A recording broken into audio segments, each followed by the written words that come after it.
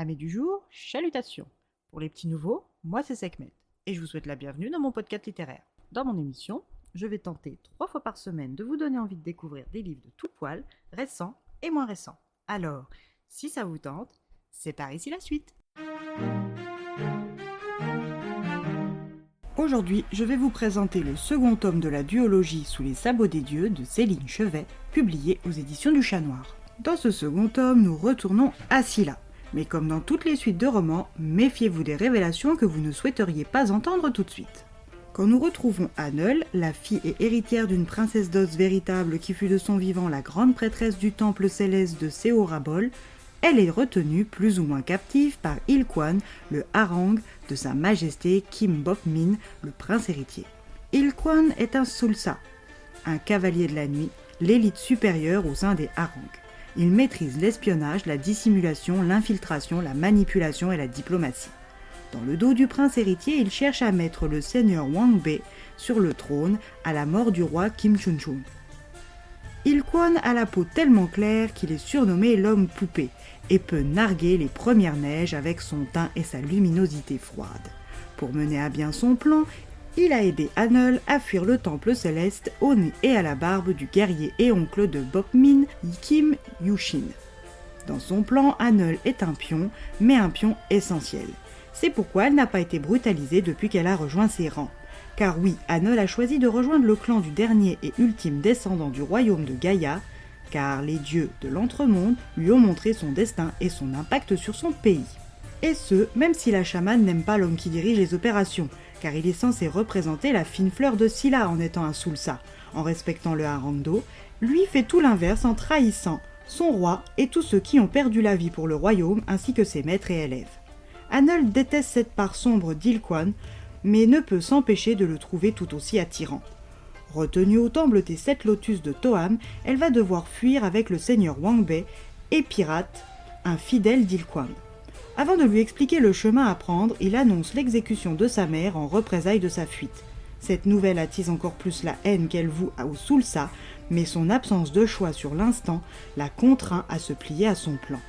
Après s'être rendue à la salle de prière où elle y retrouve le désagréable Wang Bei, elle se dirige vers la porte des gardiens célestes, rejoint la grande cloche de bronze, puis une fois passée la première, puis la seconde enceinte, Pirate les attend non loin de la pagode de Dabo. Une fois sous sa protection, ils sortent du temple et cheminent dans la forêt. Après de longues heures de marche, il faut enfin une pause. Änöll n'est jamais vraiment seule car depuis la mort du prince bâtard Mok, elle le voit et peut lui parler. Loin de lui en vouloir pour l'avoir dénoncé, ce qui a mis fin à sa rébellion et à sa vie, Mok lui tient compagnie dès que la solitude écrase son cœur. Änöll digère la mort de sa mère et pense à sa jumelle Minli. Bien qu'elle n'ait jamais été proche, Änöll s'inquiète de sa réaction quand elle apprendra qu'une fois encore, ses choix à elle lui ont ôté un être important. Pour l'heure, ce n'est pas le moment de s'appesantir sur son empoisonneuse de sœur ou sur sa responsabilité dans l'exécution de sa prêtresse de mère. Pirate, qui est un homme bavard, fait la conversation pour 3, et Änöll, bien que semi-prisonnière, est consciente de la précarité de sa vie et l'aime bien. Wang Bei est impatient de marcher sur Scylla, mais sa force de frappe est encore trop faible. Grâce à Ilquan, il a certes récupéré les partisans encore vivants du prince Mok, mais face au roi Chunchu et au prince Bop-min, ça ne suffira pas. Les bonnes augures de la chamane sont encourageantes, mais elles non plus ne suffiront pas. Il doit patienter dans le repère des bandits de Gaïa en attendant que le Sulsa mette tout en place pour lui. Du côté de la cour, le roi Kim Chunchu se voit chahuté par les factions pro et anti-Tang, et peine malgré la présence de son fils Inmun à calmer les conflits. Bop-min, quant à lui, écoute les conseils avisés de son oncle Yushin et doute de plus en plus des décisions de son père le roi. Yushin cherche à démasquer l'espion qui a permis à Wang Bei et à Änöll de fuir et tente de les retrouver sans résultat pour le moment. Étant militairement en opposition avec son roi, celui-ci ne lui prête plus guère d'oreille et campe sur ses positions.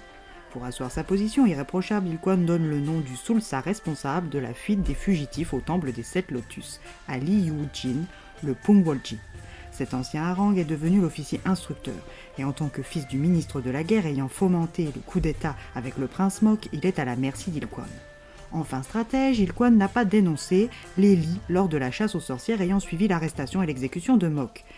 Et il a aussi gardé pour lui la liaison secrète que le hareng entretenait avec la jumelle empoisonneuse de la chamane. celle-là même qui avait concocté le poison qui aurait dû tuer le prince Bokmin. Aujourd'hui, il sait que le Pongwolji est coincé. Soit il suit sans trop poser de questions, soit il se voit jeté en prison. En échange du lieu où se cache sa précieuse Minji, il accepte de le croire. Il apprend par la même occasion l'existence de son fils Wang Yo. Il-kwon fatigue de toutes ces intrigues, mais doit rester concentré s'il veut avoir sa vision et Wang Bei sur le trône. Pour l'heure, il doit convaincre le prince de réhabiliter la chamane comme grande prêtresse afin de redonner du poids à la famille royale aux yeux du peuple qui blâme encore le roi pour l'exécution de la grande prêtresse. Beopmin, qui ne voit pas d'un bon œil les choix de son père et qui, contrairement à sa femme la reine Jae-yui, ne croit pas en la force protectrice des préceptes bouddhistes, accepte la proposition de Il-kwon. De son côté, Hanol doit accepter au nom de son engagement envers les dieux et sera protégé et surveillé par Pirate qui sera son apprenti chaman.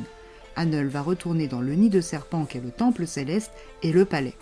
Une fois de retour, sa loyauté retournera-t-elle à la famille royale ou restera-t-elle tournée vers Wang Bei?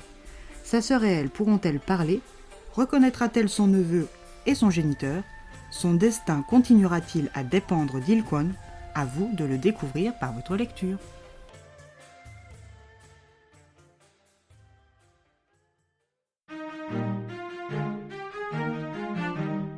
Un deuxième tome tout aussi riche, en action, en suspense et en découverte que le premier. Une plume très visuelle qui nous plonge littéralement dans un K-drama historique. J'adore. Et bien voilà, j'en ai fini pour aujourd'hui. J'espère que cet épisode vous aura plu et vous aura donné des nouvelles idées de lecture. Si vous souhaitez découvrir d'autres petits bonbons littéraires tout droit sortis de ma bibliothèque, je vous retrouve le samedi 11 janvier prochain pour un nouvel épisode. Et si d'ici là je vous manque de trop, n'hésitez pas à me rejoindre sur mon compte Instagram, @leslectures de Sekhmet. Sur ce, chalut les amis, et à la prochaine.